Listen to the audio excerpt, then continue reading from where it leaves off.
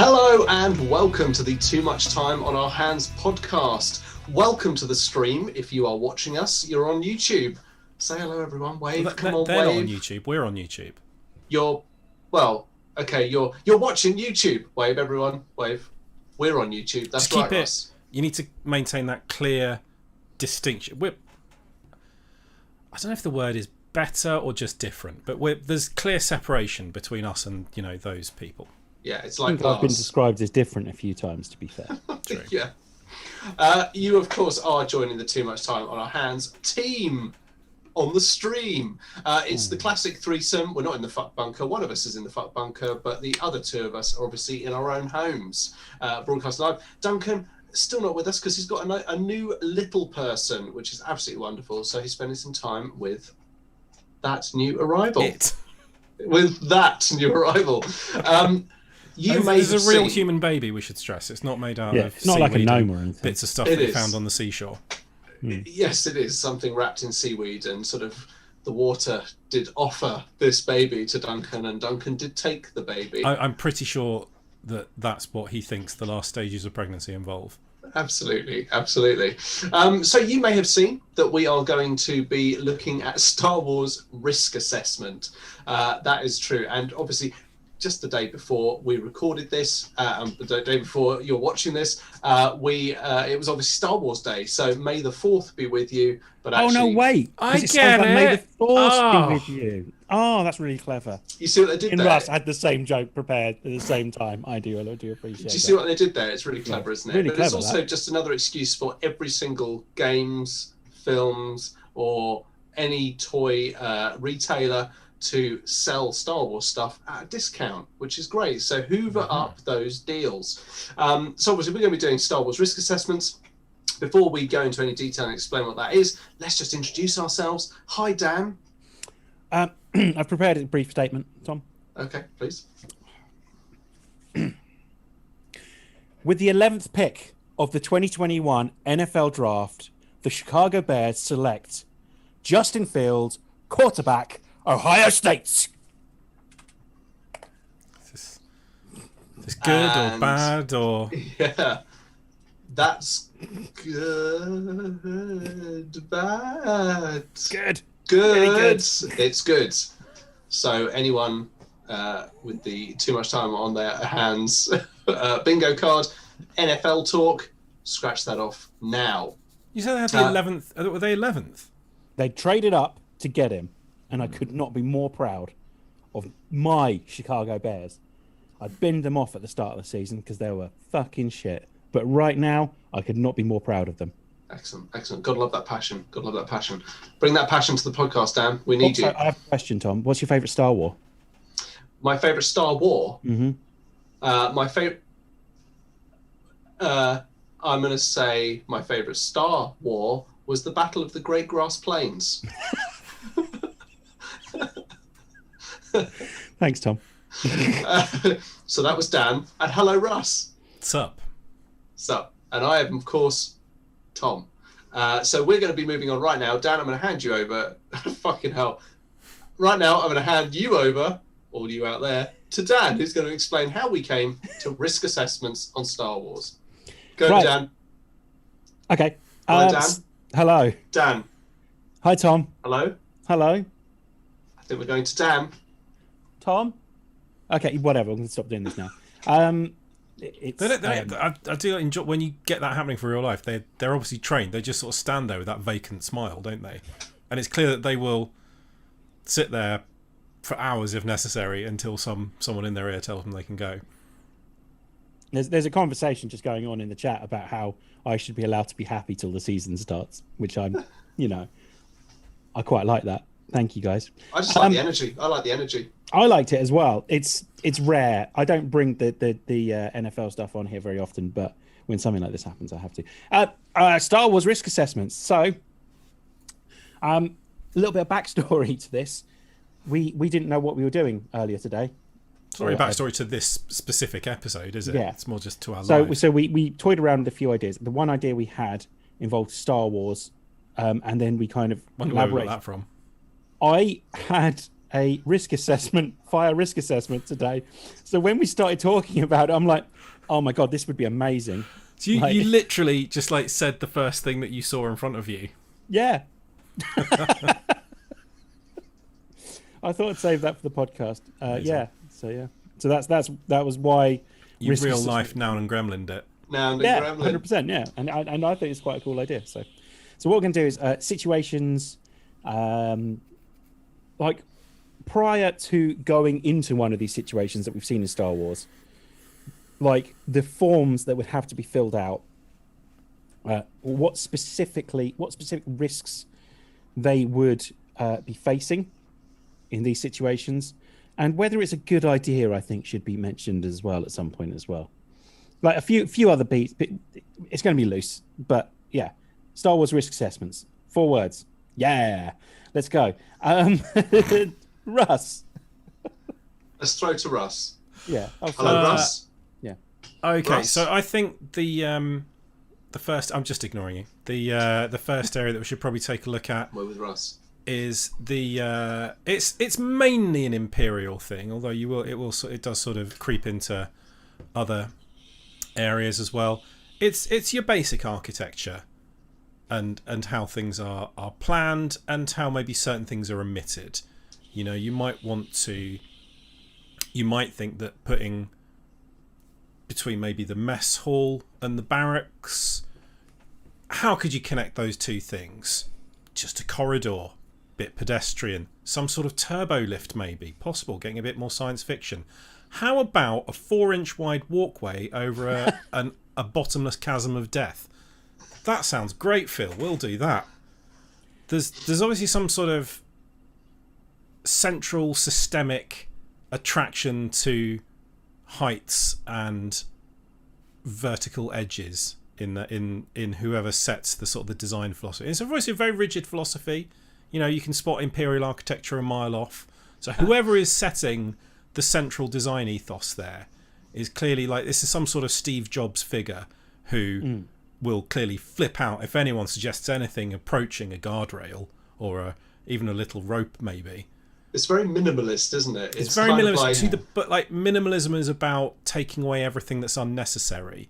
And I think that several of the stormtroopers and the cleaning staff and just the standard, you know, you're probably fair bunch of just admin people who are still falling down bottomless shafts, maybe for a month or two, might consider that some sort of guard device, maybe even just a small discreet sign, could have been necessary.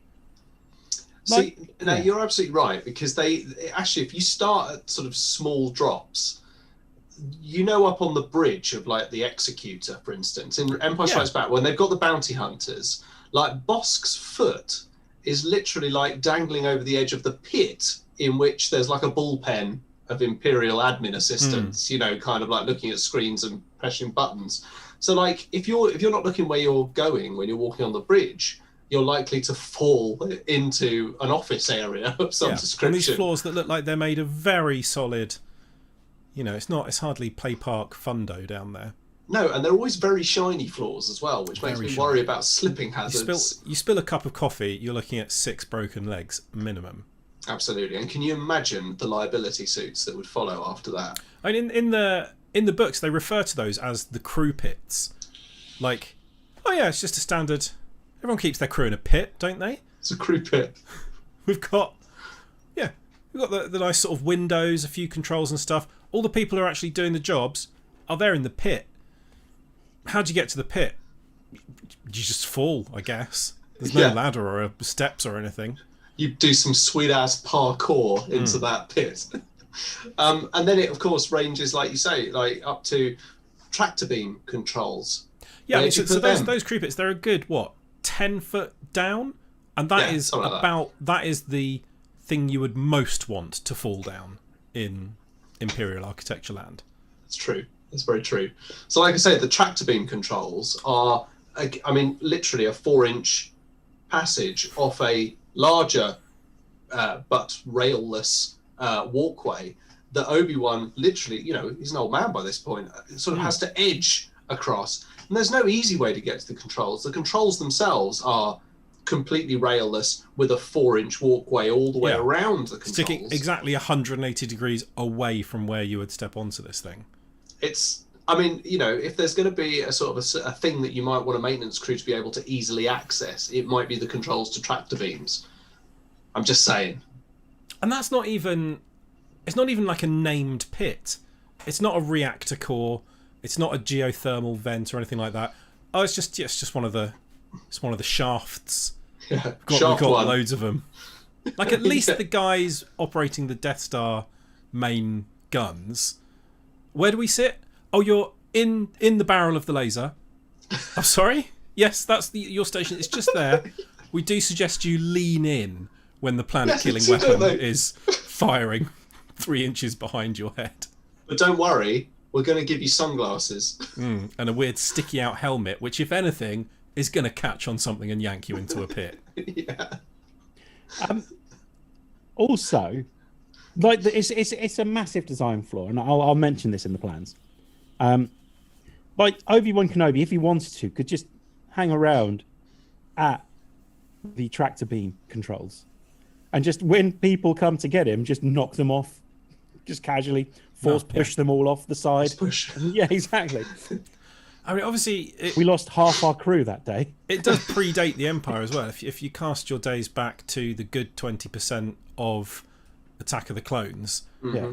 the bit where they're landing, at the start, where they're landing the big Nubian ships on the landing platforms in Coruscant. Is that the second one or the third one? I can't remember. But so It's the one where it blows up, right? yeah. It's the second- That's the those second landing one. platforms, literally a plank in the sky. Yeah. Not even a hint of any sort of safety equipment. No, I mean, and Coruscant's one obviously key perpetrator of that. I mean, Camino as well, like suspended over a vast storm-filled ocean. No handrails. There's a lip, and then a very long incline down which it's great fun And to everything's slide. wet there, just for extra Everything's fun. wet as well. Yeah, I don't understand that. Emperor's throne room, the only place that does have railings. So literally has to be picked up and thrown into the reactor shaft. I hadn't even thought about that. Yeah, I get railings. No one else. Well, I mean, That that's wasn't even the finished Death Star. Like, maybe Yeah. they learnt their lesson.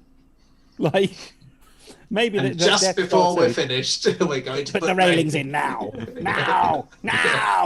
Yeah, it is fully operational apart from the railings. Yeah, we put railings in this time. Yeah, which is probably a good safety feature, really.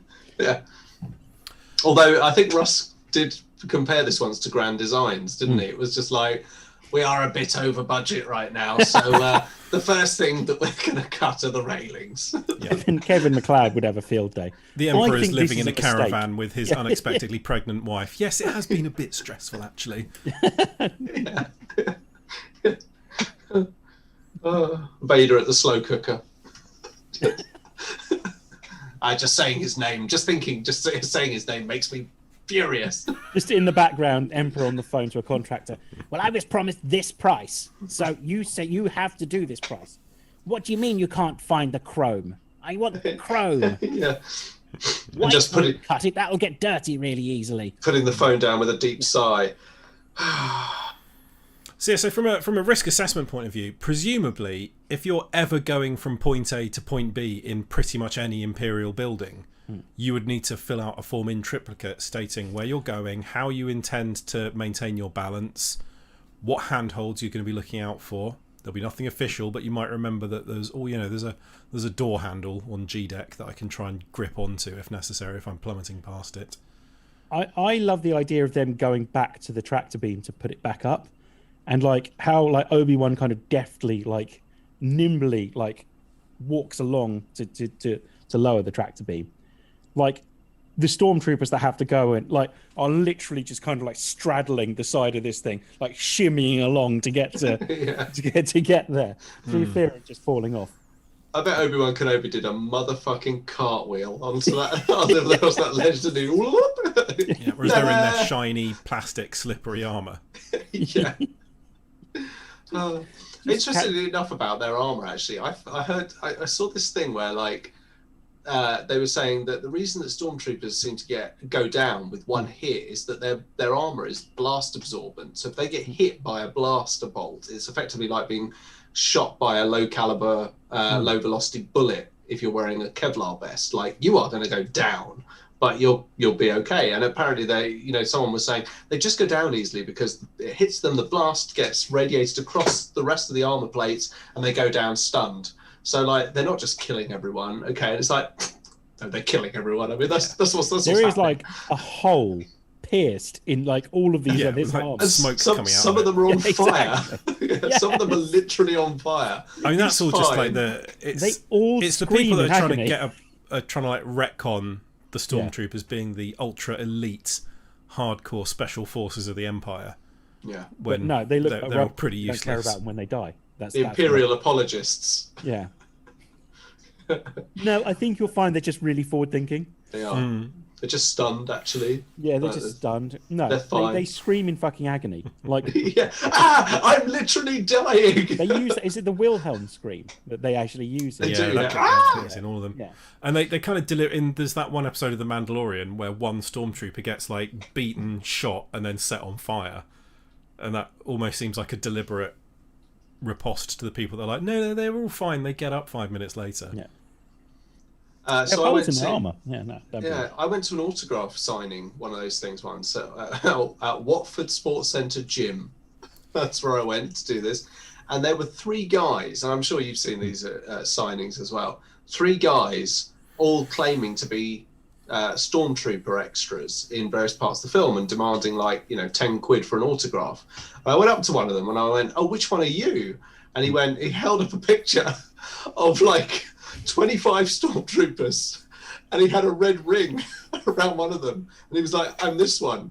And I was like, "Oh." He's like, "So do you want an autograph?" I just went, "No," because Herr Flick from Hello Hello is over there. And that's definitely him.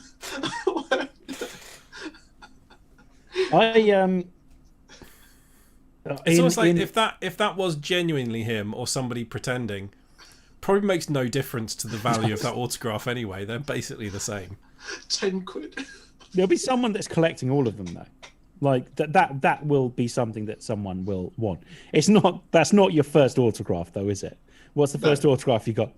Some fella in a stormtrooper outfit in one of the Star Wars films. Yeah. Which one? I'll show you because that's the only way you're going to know. Yeah. The one of our old customers is the You Rebel Scum guy. You rebel Return of the Jedi. scum. Yeah, That's awesome, man. That's awesome. he's made a living from conventions, in fact. So congratulations to him. Yeah. My first autograph of that day was the guy that played Admiral Piet, which I thought was a pretty good, that's cool. score for the first Yeah. one. Yeah. He was in the pit, wasn't he? He was the guy that was in the pit that looked up and literally saw Bosk's foot. Like, oh.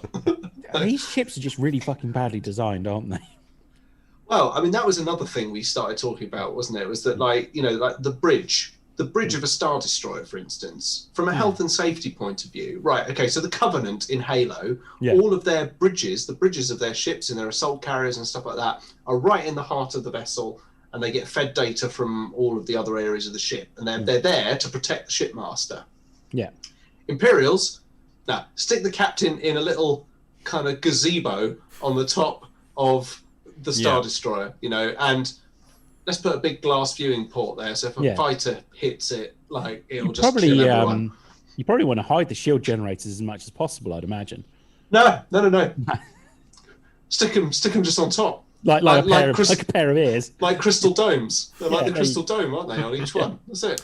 Just and they're the worst offender in that regard is Star Trek, with the bridge in a little, as you say, glass gazebo on top of the ship. But then, despite the fact that they've got glass windows at the front, they then put a TV in front of the window, so you can't even see out the window until To be it fair, they're my inevitably kind of gets people. blown away.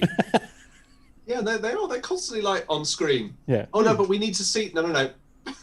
I want to see the intergalactic NFL. So presumably, when they're not talking to somebody on screen, there's like a camera mounted on the back of that screen that then shows its own image on that screen. Yeah. It's a bit silly, isn't it? But yeah, of course, in reality, the bridge would be heavily protected, as it is on real ships. They have like a little cocoon around them, don't they? Well, Yeah. I think you'll find that in the Expanse, ding, they don't have windows in the ships at all, do they? Well, no, it'd be completely pointless. It would be, yeah. So they don't And bother. a structural And point of expensive, weakness. Cockerel to Very sea out there. Dan says stormtroopers can be knocked out with Ewok bone clubs. It's a very good point. Or have their necks broken by Yeah. Ewok bone clubs. Yeah. They're also heavily implied in some of the expanded universe graphic novels to have been cannibalized by the Ewoks. Well, that's the question that I Not hadn't cannibalised. thought about It's the not, other day. I mean, unless you've got Ewok stormtroopers, it's not cannibalism. I was going to say it's not cannibalism, is it? They're just eaten. They've just been eaten. That's the question that came up the other day that I hadn't heard before. Where did they get a dress in Princess Leia's size from? Yeah, just off screen is the spit with some bones on it going around. Yeah, don't worry about it, love. Yeah. That's really good point. I never thought about that. Yeah. Also, why is Princess Leia back in her Hoth outfit when Han Solo gets brought back to the prison after being tortured on Empire Strikes Back? Because she's in a dress when she goes to see, when they go to dinner, the weirdest dinner party in the world. And then the next scene, she's back in her Hoth gear. Had it on under the dress. Yeah, maybe she was. Yeah, she was going full like Frogman, like James Bond Frogman, Frogman, Mr. Frogman. James Frogman. James Frogman. Dan also says that that's only in the Abrams movie. Pretty sure the bridge of the Enterprise in the show is not at the exterior of the ship. I think it is. It is the opening titles of Next Generation. Yeah. Has that shot where it zooms out. You can see them wandering around. It's at the top, isn't it? In the little dining room off Yeah. the bridge, and it zooms right out. It is a little gazebo sticking out the top of the Yeah. dish. Because at the front, it's Guinan's place, isn't it? 10 forward, yeah, but that's on the front of the of the engineering section. I hate to be a party pooper, but why are we talking about Star Trek? Because it's better, Tom. That's Just for admit nerds. it. It's not Star Yeah, Trek. if we're going to like Star Wars ship design as well. I mean, you know, the shafts come back into this in a big way. Yeah. You know, if you look at ships like the ship at the start of Avatar or the ship in 2001, you know, the way that these things are expected to work is you have your habitation. Is that a word? Yeah, Sure, habitation. now. Section, habitat your crew section, yeah. section, and then you have a very long superstructure separating all those soft, squishy human beings from the massive radiation generating drive section. Or you can hit up Dave in Imperial Design Department, and we just like to put reactor shafts and various cores of different types, more or less dotted at random about the ship, and everyone just has to walk past them all the time when they're going to the break room. So But it's Emperor not bad for your health at all. It's fine. Yeah. I've been here for ages. So Emperor Palpatine, you've got your nice big throne tower on the Death Star here. Would you like some air filtration from the reactor shaft? You know, obviously we've got this big thing coming up here. Do you want any filtration or anything? No. I just want a great big chasm that goes all the way to the center of the Death Star to the ginormous reactor. Yeah. So And the what's the reactor, worst you that want can that. happen? You want that directly connected to your chair. Just a fucking massive pipe. Yeah. Because my bottom gets cold. Why? I like to shit on their lessers. Yeah, I mean that's the thing. I mean, I mean the towers is also another thing. So I think I brought that up in the WhatsApp earlier. The towers everywhere. Like it's okay. So on the surface of the Death Star, there's a great big fucking tower sticking out of it, which is the Emperor's throne room, which is where he sits and contemplates the universe when he's on the Death Star. If a big swarm of fighters get anywhere near that, it's a really fucking obvious target. Just go for that. Just go for that. Yeah. Go for that. The small glass room on a matchstick sticking Exactly. out the surface. The Jedi Temple 5 great big spires. One of them where the council sits. You want to take out the Jedi Council, you just fly one of the many cars already flying around Coruscant into that tower. Yeah. It's crazy. I've got a small one to fit it in. Well, we're we're very sorry about that, Dan, but this is neither the time nor the place. Well, I've learned to deal with it.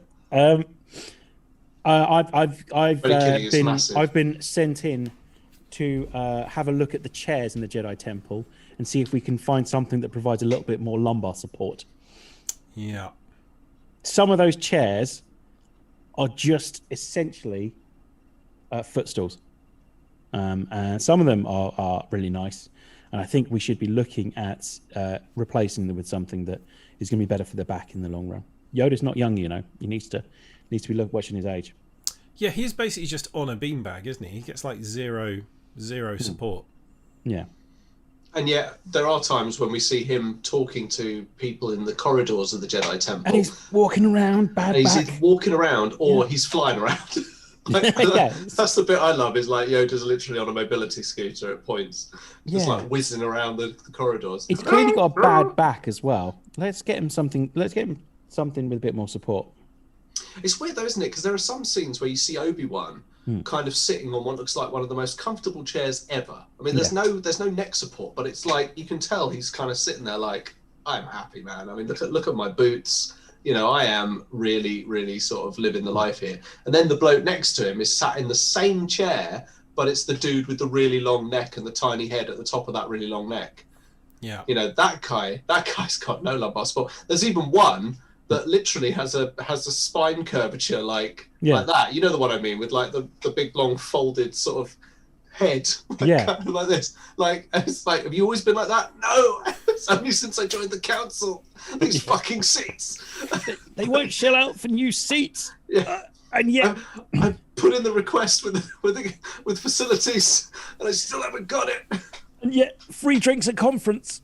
Why? Yeah, I got my coffee expenses back quickly. Yeah. So the guy with the long neck, Jack has just pointed out, is Yariel Puff. Yes. He's as he says, he's got neck problems. Yeah. Yes. No support whatsoever. Let's see if we can get him something like custom made in there, I reckon. Imagine how that guy puts a t-shirt on. Yeah, I mean, they're obviously meant to be sort of like species-specific chairs, but it does seem to have just been like, well, we'll have as many designs of chair as there are species, but we're not going to make any effort to actually match them to the people or have them work for them in a particular way. Maybe they designed the chairs for the people, and then the Jedi Council got up there, and then immediately one of them sat in the wrong chair, and then from then on, chaos ensued. They're all just covetously glancing at the chair one to their right. No one's going to mention it though. I mean, Yoda's like sat in, like literally disappearing into the. Someone perched on the edge of Yoda's. Yeah. Okay, cool. Just slipping off every now. It was probably Count Dooku, wasn't it? It was sat on Yoda's chair. Oh, fuck this! I'm leaving. I'm not having a part of this anymore. And that was what precipitated his fall to the dark side. So was he on the council? Fuck this! Their facilities are better. Sorry. Was Dooku on the council? I don't know. Or did he just hand out leaflets? He was obviously high up enough to be. I mean, let's be fair. To be honest, in reality, he pops out of nowhere, and suddenly everyone is like, "Oh yes, Count Dooku, that guy we've heard of. It is you." He's a bit like Dracula. They actually cut a scene out. There was a scene that was meant to go into Attack of the Clones, which might have increased the percentage of what is good in that film to around 20.5%, where they actually show the 20 busts that they made of the Lost 20, as the Jedi Order calls them, which are people that have left the Order under whatever circumstances. And Dooku's bust is one of them, and they sort of talk about him being, there's actually some characterization rather than just, Count Dooku's trying to kill everyone. It was actually like, oh, well, he was a Jedi at one point. He was a very, very well-respected Jedi, and he left the Order under his own blah-de-blah to go back to blah-de-blah-de-blah. Yeah. I don't think it's actually lovely this time of year. It's very balmy. Yeah. Temperate. So, yeah. Serenian he is, isn't he? Let's get all. some better Very nice. chairs. Good knowledge. Let's get some better chairs in the Jedi Council throne room. Absolutely, and some definite seating assessments. You need Yeah. some adjutant coming in, sort of telling everyone to sit up, make sure that their knees are at right angles. If they've got knees, Yeah. some of them don't. Screen at eye level. And like none of those chairs seem to have very obvious handles for adjusting height or Nope. tilt or anything like that. And they're No. just about the only fuckers in this universe that don't float. Yeah. But the fucking Jedi as well. Camino needs new chairs. Camino just has the sort of bowls that like come out of the ceiling. They are not Yeah. designed for Kaminoans, are they? It's almost as if Oh, those nice. chairs were designed hastily for something shot on green screen. Yes, it's almost as if that is the case. Is that, isn't it? is that why it was so? Is that why they give off so much light so they don't have to show contact between? Entirely possible. Obi-Wan. Like at that time, doing people physically interacting with CGI objects was really hard. I mean, it's still really hard, but it was really, really hard then to Tell me try about and how hard it is, convincingly connect an actor and a digital object was insanely difficult back then. And Yeah. it doesn't, like, where they do it, it doesn't work very well. No. So why not make the seats glow like so bright that you can't see where cloak ends and fake seat begins? Because you do see it sometimes, like where they're like walking or running along, and like their feet aren't moving at the right speed, so they're sort of slipping and like moonwalking along, basically. I like that. Jack says, to be honest, it was a long time ago. They hadn't invented the small hydraulic lifts back then. Good point. Yeah, fair point. Duncan Fair says, point. don't some of the land speeders need seatbelts and maybe roll bars and somehow to keep passengers in? Yeah, definitely like some sort of real. I mean, I suppose you could get away. They must have some sort of inertial dampener field, because Yeah. otherwise everyone would be dead. Whoever The stepped sci-fi foot on a favourite. Star Wars spaceship.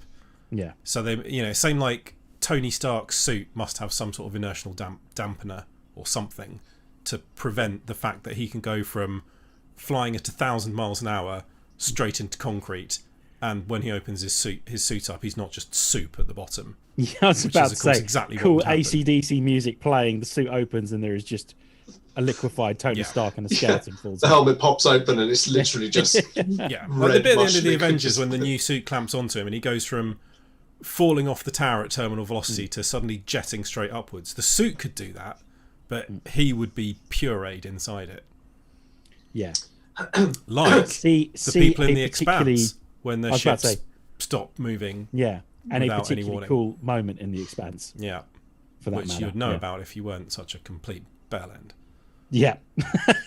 I'm going with a more like You've tried being subtle with him, and he's still not watched it. So That's I true, just yeah. bully him into it now. fucking hell.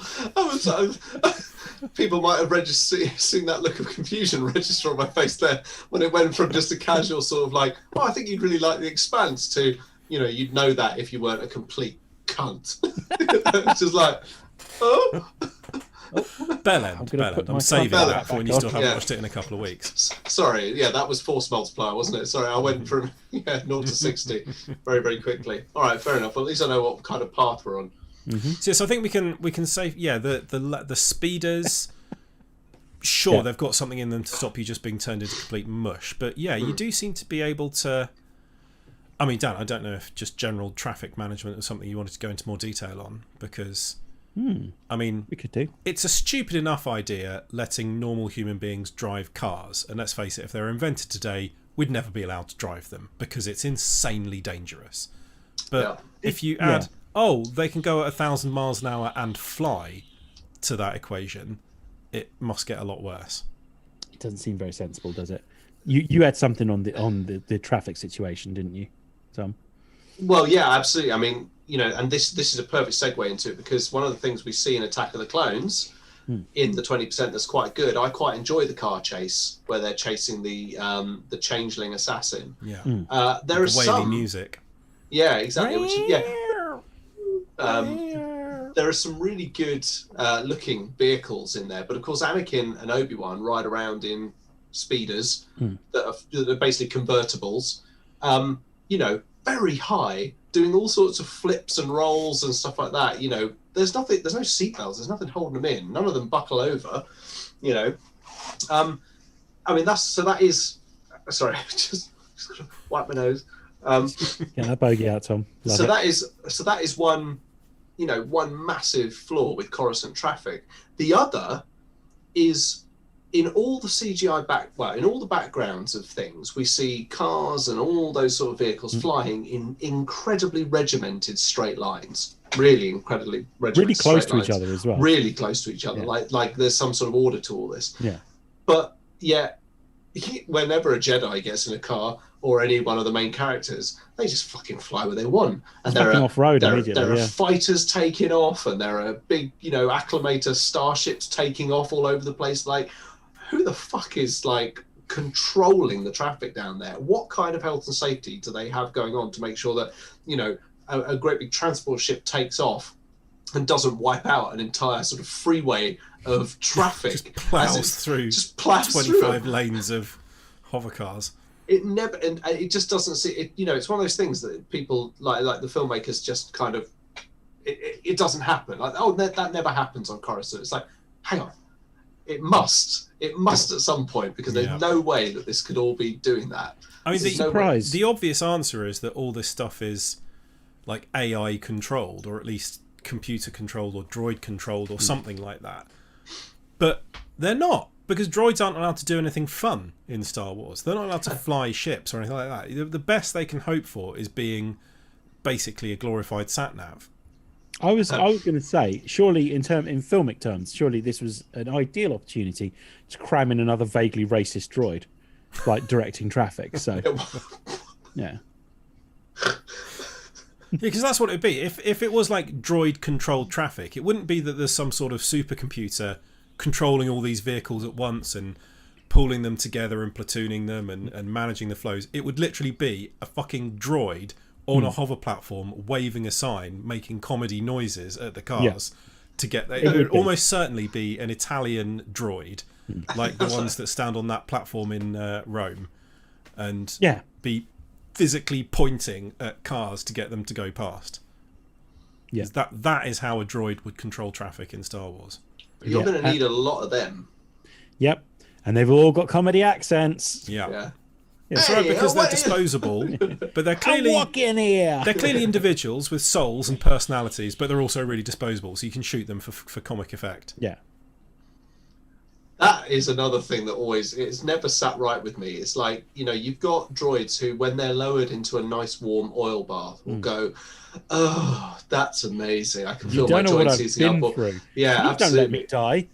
Yeah, don't let me die. Why did you keep slapping me? It wasn't my fault the milk went blue, you know, that sort of shit.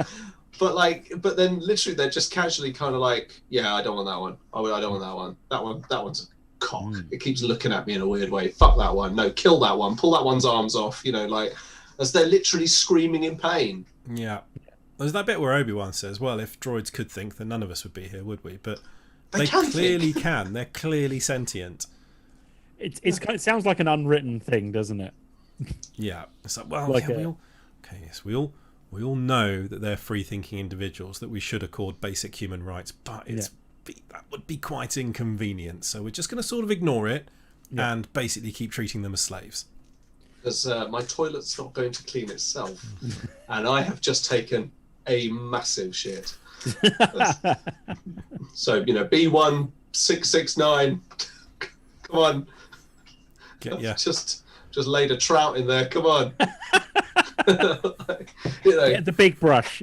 Also, though, that one's another interesting one. The industrial brush. just flings out. Yeah. Get the Chod Chopper 9000. No hanger. Yeah, but it's like a cool lit up glowing space it just hanger. flings out like, you know, R2D2's, like some of R2D2 stuff does. But yeah. This is basically my hand. Yeah. Obi-Wan is always painted in all of the sort of films as being incredibly wise and very observant, as wise as Yoda and as powerful as Master Windu and all that kind of shit. But he does say some stupid stuff, and that is probably one of the more stupid things that he says. Yeah. Like, if they could think, they can. They have conversations with you all the time.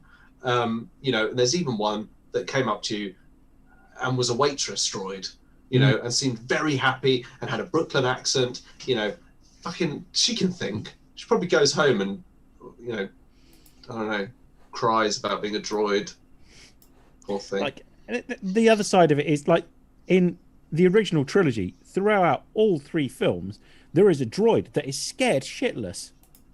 So, like of everything that's happening, doesn't want to be in any of those situations. He's also the one that the worst shit happens to generally as well. And believes in the Maker. There's a droid god, the Maker. Oh, thank the Maker. So he's got faith. So they're as clearly well as... feeling something. I mean, he's a twat, obviously, but it's he's not that bad once you get to know him. Yeah. Oh god, he does bang on a bit though, doesn't he? Does just fucking on and on. Oh fuck, mate. I like R2D2, but mate, just don't bring your mate with you, please. Like, yeah, lose him in the desert. R2D2, life and soul of the party. Yeah, he's great. Like, have you seen him serving drinks? It's fucking amazing. Brilliant. Yeah. Little tray hat. Brilliant. So yeah, Coruscant traffic. Coruscant traffic, yeah. loads of droids waving things around. But yeah, I mean, I don't know. Coruscant is a bit of an enigma anyway. I mean, the idea that there is an entire planet covered in a city, with various levels, and there's meant to be like an undercity and an upper city and stuff like that. On different tiers and things like that, and obviously an industrial zone and stuff. So maybe some of this traffic is kind of apportioned by the area of Coruscant that you're on. But again, like the landing pads on Coruscant kind of attest to it being completely different, because it's almost like you just fucking land wherever you want. Yeah.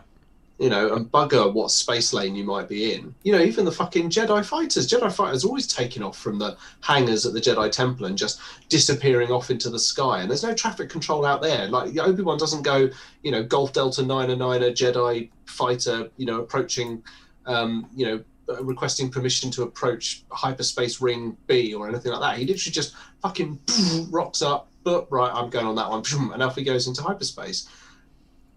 We've seen now that if you go through something at hyperspeed, you fucking destroy it. How does he know there's nothing in his way? He doesn't. Well, I mean, that's a very contentious area that you've strolled into there. Is it? Yeah. Well, canonically, you shouldn't be able to fly into anything that's a mass. You can't hyperspace too near a planet or anything like that, because the gravity well stops you doing it, which is how the interdictor cruisers work. They project gravity shadows that yank people out of hyperspace. But then very good. That's a bit of EU there. Then the Holdo maneuver sort of dicks on that a bit, and then what far more dicks on that is the stupid lightspeed skipping thing at the start of the last one, where apparently you can just hyperspace in and out of people's houses. There you go. That's the way to do it, isn't it, really? Mm-hmm. And what you're forgetting, Tom, is the planet slogan on Coruscant. Just because it's Coruscant doesn't mean you can't. Just... Yeah, and that the awkward little pause there while you have a think, that is part of the slogan. Yeah, dot, Coruscant. Yeah. Don't be a Coruscant. Wasn't that your that was on a searching question a while ago, wasn't it? It's Coruscant, not Coruscant, more like Coruscant. You were talking. It was like, what if the Clone Wars had like Pathé News broadcasts? Yeah. Oh, look at our brave whippy chappies. In their attitude, it's not Coruscant, it's Coruscant. Coruscant, more like Coruscant. It's fucking brilliant. So good. One of my favourites. Everyone, you should go back through all the searching question episodes and try and find that one, because it is well worth because it. we can't be asked. Because we can't be asked, and then tell us about it so I can go back and listen to it. Because I want to listen to it. Yeah, you lot go back, listen to it, and contact us and tell us how great we are. So, yeah. If someone could do like a greatest hits compilation, I mean, it'll last about 10 minutes, but That's kind of like the. I'd like to reuse those jokes. Is what I'm trying to say. I mean, the chorus can just kills me like every time. I mean, even the battle droids don't know. Well, even the battle droids that are mass produced have humour. You know, that one that goes Coruscant, no, that doesn't compute. No, you're under arrest. You know, that one. It's like, wow, that guy literally baited and switched there. Yeah. You know, so. Yeah. The only ones that don't I'm seem sure to we've feel talked about anything this are the- before, but why the fuck do those robots communicate by literally talking to each other? They've got antennae. Yeah. You've got what is essentially two computers, and the best way for them to get information from computer A to computer B is to say it out loud as words.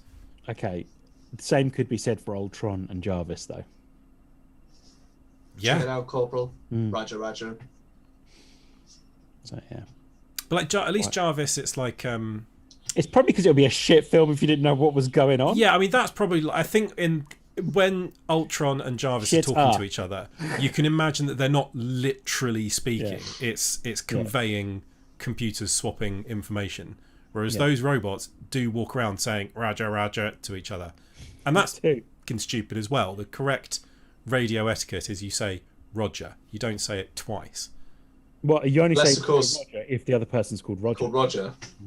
Roger, Roger, you know, Roger, unless, what's your unless vector, Roger Victor? was their call sign. This is assuming that they use NATO radio protocols, which why wouldn't they? Roger that, Papa's fluffer nutters. Roger that, chilly willy nilly vanilly. Although, I mean, of course, then when they're, you know, the Battle of the Great Grass Plains, or was it the Battle of the Windows 95 screensaver? You know, The battle of the this is as good as we can do in CG these days, field. Yeah. Is it open fire? You know, just literally says it like to all of the massed artillery around him, and then ceasefire, and all of them stop, except for that one that fires at the end. You know, like that kid in assembly who always claps last. Waits. Yeah. That was always me. 100%. Yeah. Like, because I just switch off. Like, just okay, I'll clap. Clap, clap, clap, clap, clap. Oh, no one's clapping. I should stop. Yes. What else? I mean, should we talk about lightsaber combat in general? It's more elegant. There's clearly a reason why, despite the fact they don't seem to be that hard to get hold of, nobody wants a lightsaber apart from the Jedi. Yeah. Because you would slice your face off within about 10 seconds. I mean, basically, the first thing Luke does is nearly slice Obi-Wan in half. Probably could have dealt with saying, I'm going to give you this. Before I hand it to you, do not point it at me and press that button on the side. The first thing he does is look down the end as well. Yeah. Oh, no.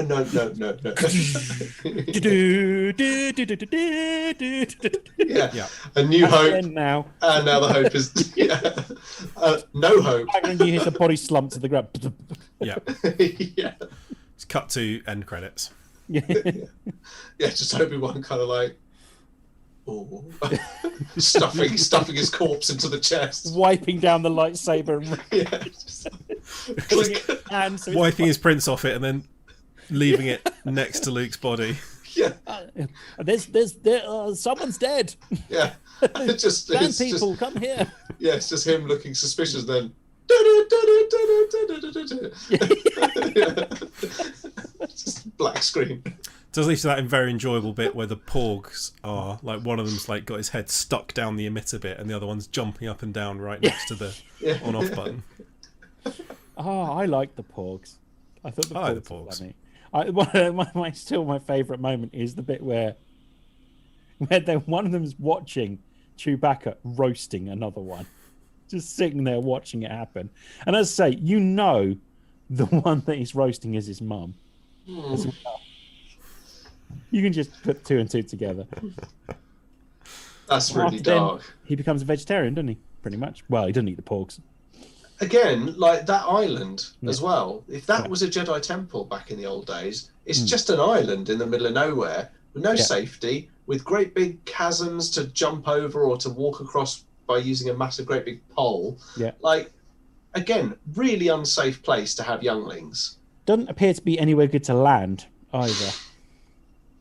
Judging by, you know. Although, how often have you seen in Star Wars people getting out of ships and stuff like Lando rescuing Luke from the bottom of Cloud City? You know, Yeah. I mean, that is one of the only times you see someone doing health and safety. As he's going up, you see him pulling out that little hook clip. Clicks He on a little does, yeah. carabiner, He doesn't actually clips him on. He is the only guy that does any health and safety. Any health and safety. Yeah. And also, if you think about it, Bespin, Cloud City, great big bottomless chasm, handrails everywhere. There were handrails, weren't there? I mean, very very shafty. Very Bespin is shafty. basically one giant shaft. But Big shaft. yeah, there were handrails on Yeah. the small, pointless, spindly little bridge that goes out over the shaft for no reason.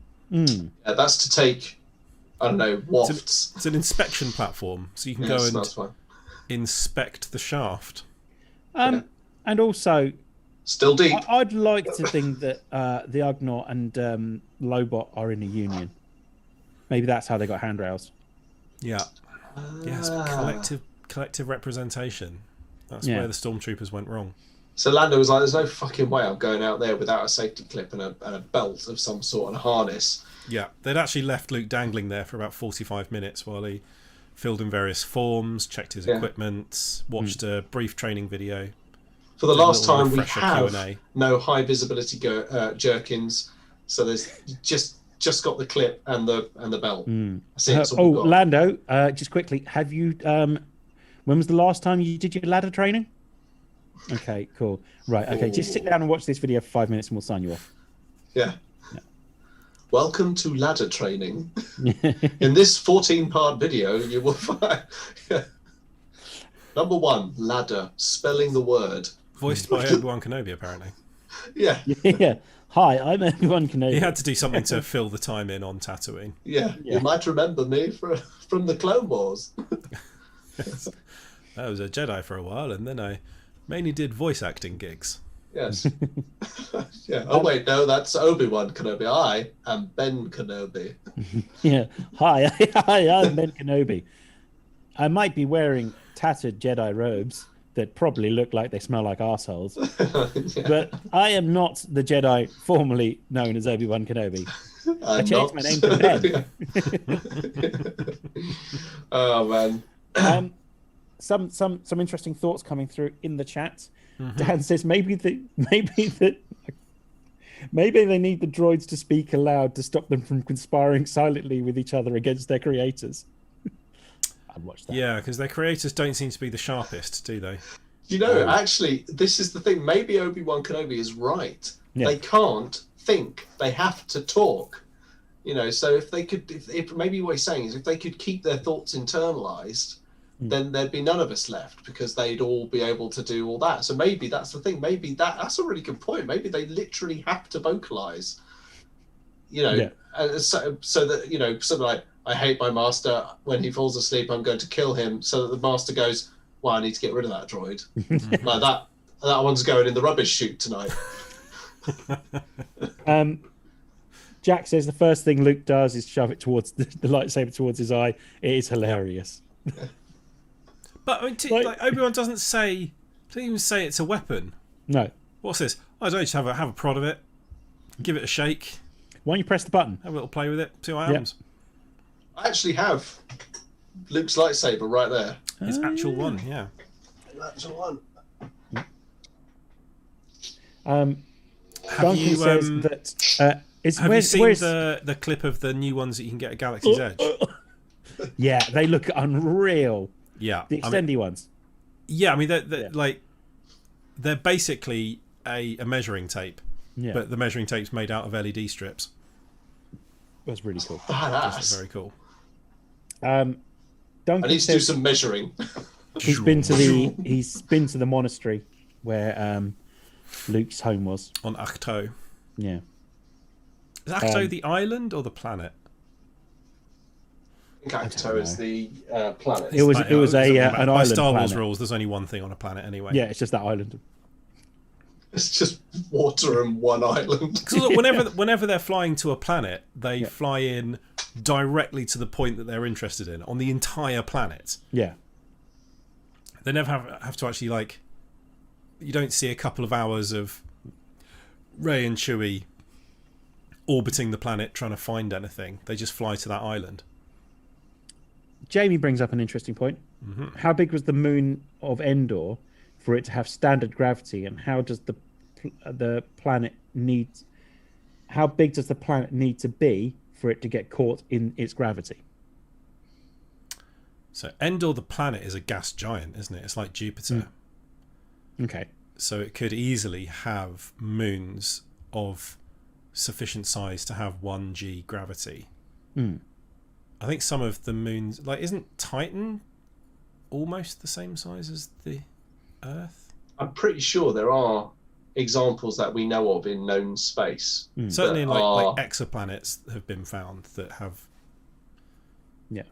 The problem is that atmospheric kind of size. development, isn't it? That's the issue. Is that Yeah. because of where they are in the solar system, because of where they are in the solar system, Jupiter's moons, I don't believe, have atmospheres. No, or like very, very thin atmosphere. Yeah, because of I mean, Brian Cox's documentary recently, like, absolutely amazed me when he was talking about how scientists theorized that Jupiter basically formed, was almost a star, but then cooled too rapidly and became this planet that actually advanced through our solar system, knocking into Mars and causing all of Mars's water and stuff to go fucking flying everywhere. And as it advanced through the solar system, it sort of caused the Kuiper Belt to come into, is it the Kuiper Belt is the one in the middle, into existence, and stopped short of knocking us out of, knocking the Earth out of the way, and then just slowly, because of gravity, just retreated back out. And it's like, Jupiter is kind of a fucked up kind of planet, like sort of weird thing. Also, the idea of a gas giant, man, that freaks me out. Like, Bespin orbits or is in the atmosphere of a gas giant. Yeah. As well. And like, but there's nothing below it. It's just gas, like, and eventually just a molten liquid metal core. Is that right? Like, is it I can't something, quite or is it remember. gas? I think, like, I fucking love there's no real, like, surface surface on a gas giant. It would just eventually, it just gets denser and denser and denser. And eventually, I suppose eventually, if you went down far enough, it would get dense enough to stand on, but you would be extremely dead by then. Yeah, don't want to do that. Only if you're a bloody wimp. Fucking hell, I'd do it. Yeah, put a hard hat on. Tell you what, I'll It's go down like, there. I'll fuck Jupiter. It's like a mango, isn't it? Like mangoes, when you're cutting open a mango, there's no sort of clear differentiation between the fruit and the stone. It just sort of gradually goes from one to the other. Mango. Whereas if you're cutting open a peach or something, it's much clearer where the boundary is. Yeah, that's true. That is true. And that, ladies and gentlemen, is science. Hashtag fruit fact. Yeah. Jack says, as Qui-Gon says, the ability to talk does not make you intelligent. Yeah. But I think all of us proved that. Exactly. Mm-hmm. And Duncan says, if the density of the material is high enough, it will also create enough gravity. Exactly. Interesting. Yeah. And it would be possible Density to have. will increase You the could mass get as long as the 1g mass is high gravity enough on a for- planet or on a planet that is smaller than the Earth if what makes it up is denser. So if there's more metal content in it, you could have a smaller planet that still has the same gravity.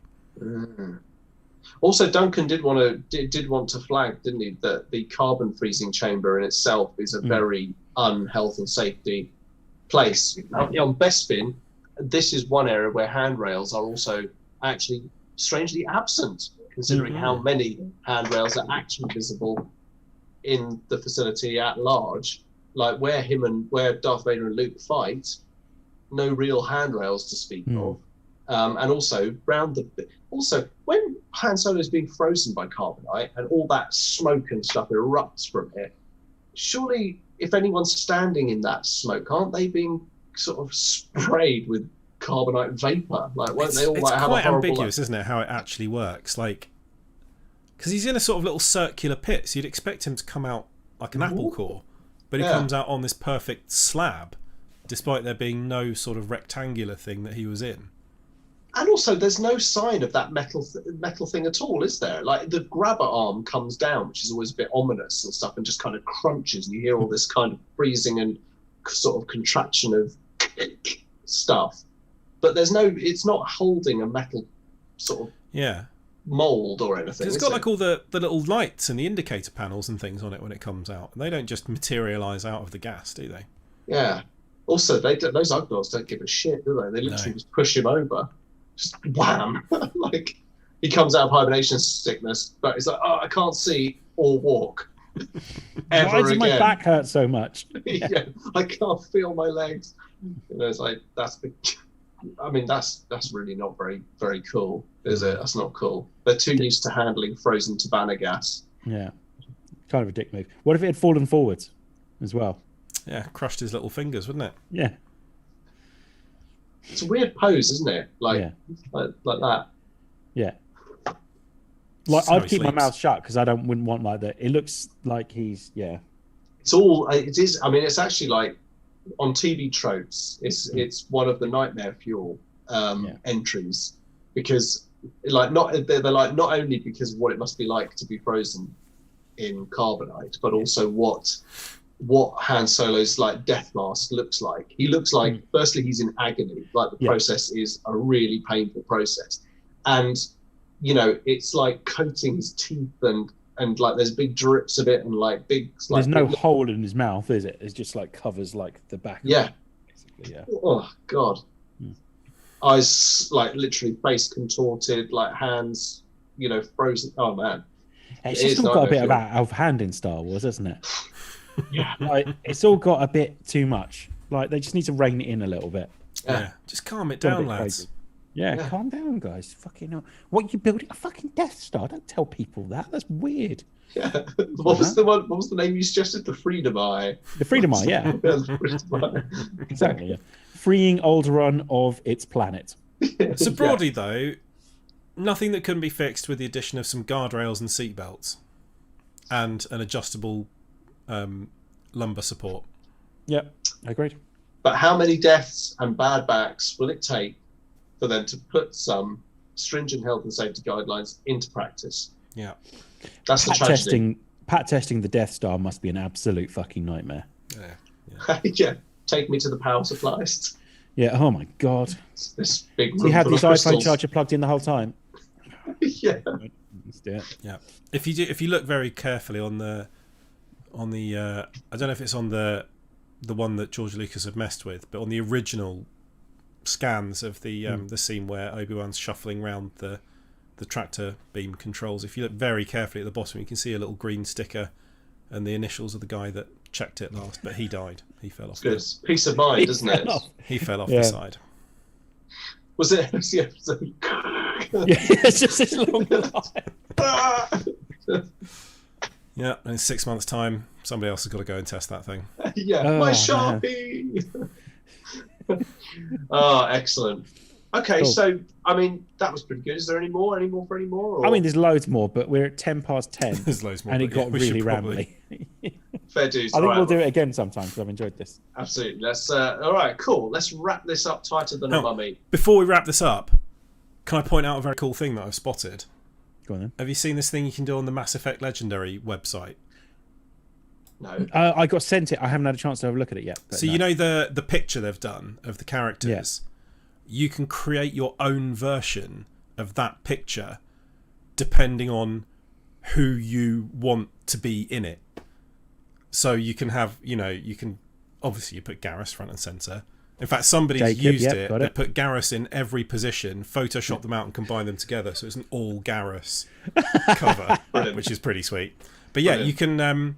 So you basically choose your crew in order of how big you want them to be on the picture, and you can change like the background color and what location gets shown and a few things like that, and you can print it out at the right size to wrap around the box that you won't buy because you'll get it as a digital download.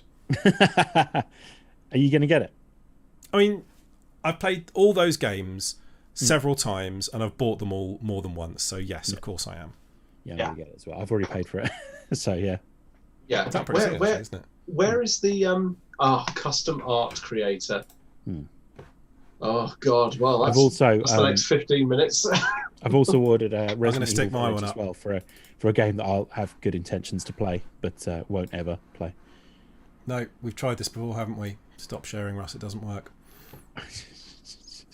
That was just porn. Yeah, my God, that was a lot of porn. Yeah, so much porn. So much porn. I don't think I ever need to see porn. I'm going to put mine up so that the people watching can see it, but you creeps can't. Fair dues. Fair dues. Thane, get some Thane in there. Oh, you got to Doesn't have get Thane enough credit, in does there. he? I'll tell you what. Maybe next week we do. Oh, a bit of Mass Effect love. Yeah. Well, when this Legendary Edition comes out, we will. It's next week, isn't it? It was the week after. I don't know. It's pretty soon. Yeah. Got the website up here, presumably. But if it's next week, we'll do it next week. 14th of May. Yeah, so next week. So that's next week. So yeah, just before it hits. Let's do. Should we just do like a Mass Effect pod? A love Yeah, letter. yeah. A big love letter for all the reasons why we love it, all the bits we love about it. I'm genuinely looking forward to playing through the first one without having such shockingly shit inventory management Me too. and That's gun the dream. controls. Have they improved that then? Apparently a bit, yeah. So it's not like you've got the shooting and cover system from 2 and 3 in 1, but it's better. I fucking love Mass Effect. Yeah. It's gonna be Okay. good, right? So we'll talk Mass Effect next week, and we'll end it by putting together our teams as well. Yeah, I like that. Yeah. I like that. All right. Garrison Thane. Of Gareth Thane. Yeah. Yeah.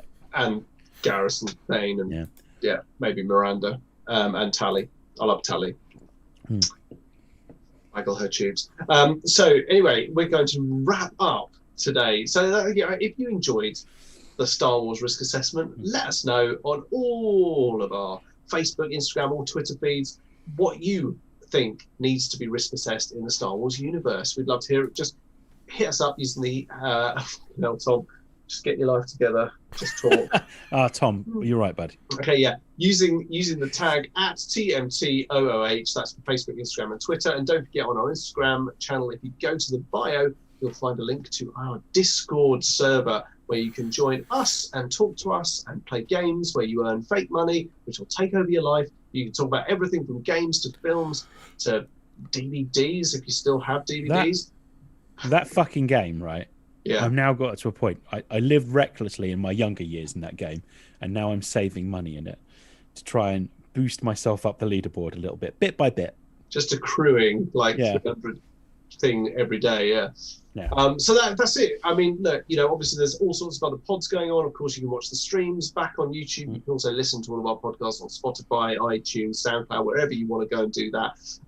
Dan's been doing plenty of Marvel-related pods, talking about Wandering WandaVision, talking about the Falcon and the Winter Soldier. Excuse me. And Dan probably just wants to say a quick mention about something. Yeah, it will be going up tomorrow. We've ranked, the three of us have ranked in order, obviously, that's what ranking is, the Christopher Nolan films. Nice. So that is well worth a watch if you are What's your number, what's your top Christopher Nolan films? What, mine? Yeah, and Russ's. Probably Inception. I did really enjoy it. I like Inception a lot. I think Inception is awesome, but it's got to be Dark Knight Rises. I mean, it's absolutely fantastic. I'm only kidding. I'm kidding. It's got to be. Guess where Dark Knight Rises was on my list. Yeah, it's got to be. It's got to be Inception or The Dark Knight. Yeah. Two of my favourite Christopher Nolan films. Okay, so that's it. With no further ado, thank you very much for watching or listening. Whatever you did, it's absolutely fine, but we do have a stream, so if you are listening to it, whatever, it's fine, it's absolutely fine. So we're going to say goodbye to Russ. Bye, Russ. Thanks, babes. We're going to say goodbye to Dan. Bye, Dan. Bye. I've been drinking, I forgot to mention, Dartmoor's JL Ale. Excellent. It's really nice. Excellent. And it's a goodbye from me and my Bodum Heat magic cup. There's nothing in there. And on that note, let's cue the music.